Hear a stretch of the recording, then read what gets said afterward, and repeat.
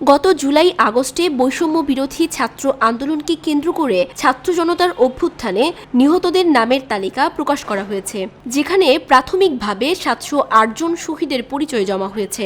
পরবর্তীতে এ সংখ্যা আরও বাড়তে পারে বলে জানানো হয়েছে। মঙ্গলবার স্বাস্থ্য ও পরিবার কল্যাণ মন্ত্রণালয়ের স্বাস্থ্যসেবা বিভাগের উপসচিব উম্মে হাবিবা স্বাক্ষরিত এক গণবিজ্ঞপ্তিতে এ তথ্য জানানো হয়।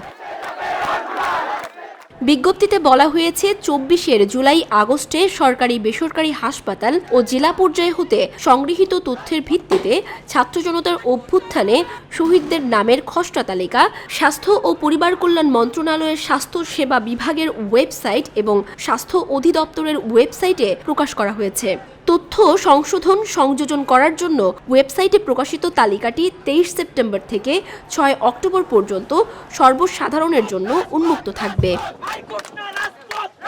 এতে বলা হয়েছে, তালিকায় প্রকাশিত নাম, ঠিকানা ও অন্যান্য প্রাসঙ্গিক তথ্যাদি যাচাই, সংশোধন, পূর্ণাঙ্গ করতে শহীদ পরিবারের সদস্য, ওয়ারিশ, প্রতিনিধিগণকে অনুরোধ করা হলো। প্রকাশিত তালিকার বিষয়ে কারো কোনো মতামত, পরামর্শ এবং নতুন কোনো তথ্য উপাত্ত সংযোজন করার মতো থেকে থাকলে তা সেবা গ্রহণকৃত সংশ্লিষ্ট হাসপাতাল অথবা নিকটস্থ সরকারি হাসপাতালে জানানোর জন্য অনুরোধ করা হলো। গণবিজ্ঞপ্তিতে আরও বলা হয়েছে, শহীদদের মধ্যে যদি কারো নাম এই তালিকায় অন্তর্ভুক্ত না হয়ে থাকে তাহলে শহীদ পরিবারের সদস্য, ওয়ারিশ, প্রতিনিধিগণকে উপযুক্ত প্রমাণসহ সংশ্লিষ্ট জেলা প্রশাসক, সিভিল সার্জন, উপজেলা নির্বাহী অফিসার, উপজেলা স্বাস্থ্য ও পরিবার পরিকল্পনা কর্মকর্তার সঙ্গে যোগাযোগ করতে অনুরোধ করা হলো।